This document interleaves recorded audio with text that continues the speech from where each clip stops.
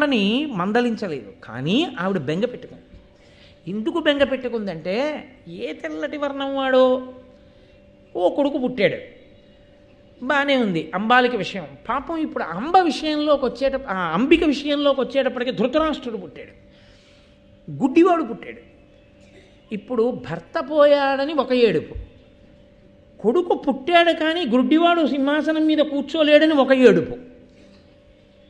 ఇలాంటి కొడుకుని కని అలాంటి భర్తని పొంది అయ్యో నేనే పాడైపోయానని ఈ అంబిక బాధపడుతుందేమో. పెద్ద భార్య యొక్క సంతానం కాబట్టి ఉన్న వాళ్ళలో ఇంకొక కొడుకు తేజోవంతుడు పుడితే ఆ అధికారం ఏదో ఆవిడికే దక్కితే, ఆ తమ్ముడు ఈ అన్నని జాగ్రత్తగా పొదివి పట్టి అయ్యో పాపం అన్నయ్యకి కళ్ళు లేవని రక్షించుకోగలిగిన వాడైతే అంబికకి మనశ్శాంతి కలుగుతుందని ఆలోచించింది సత్యవతి.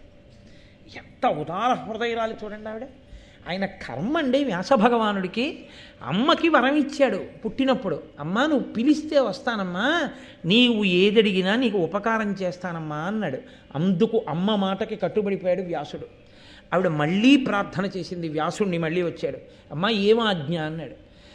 నాయన తెలిసి జరిగిందో తెలియక జరిగిందో పెద్ద పొరపాటు జరిగిపోయింది, జాత్యంధుడు పుట్టాడు, ఆ అంబిక పరిస్థితి ఏమిటి, కాబట్టి నువ్వు ఇంకొక్క మారు అంబికని అనుగ్రహించు.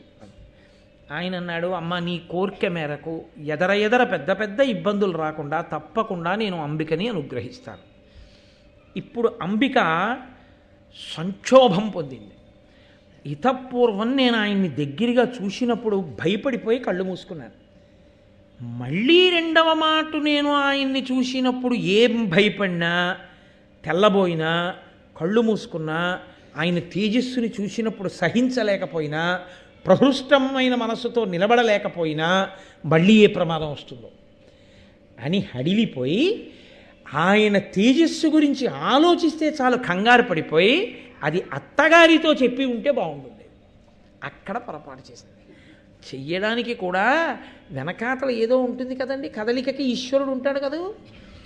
ఆవిడ ధైర్యము కలిగినటువంటి ఒక దాసిని పిలిచి, ఎవరు అంబికో ఎవరు అంబాలికో నిజంగా గట్టిగా కళ్ళు తెరిచి చూసినవాడు కూడా కాడు వ్యాసుడు.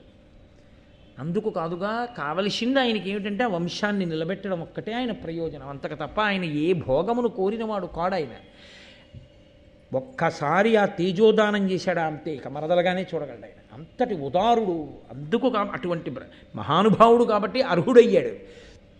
ఇప్పుడు ఆవిడ భయపడి దాసికి తనలా అలంకారం చేసింది. అలంకారం బట్టి రాచకన్య అనుకున్నారు, రాజుభార్య అనుకున్నారు. ఆవిడ